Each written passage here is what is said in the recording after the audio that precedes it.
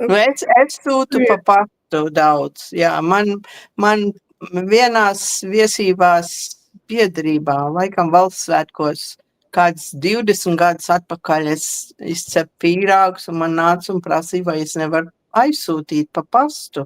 Un tā es iesāku.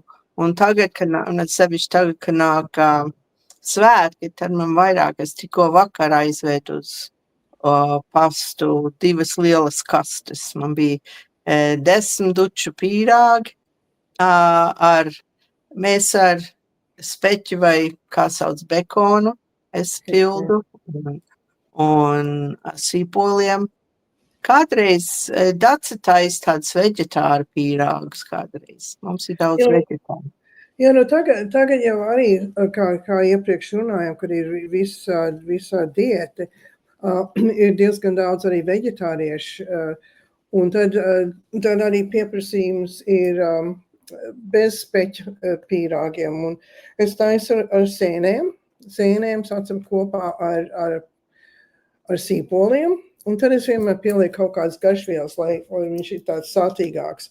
Un arī ar kāpostiem, vai svaigiem, jeb skābiem kāpostiem.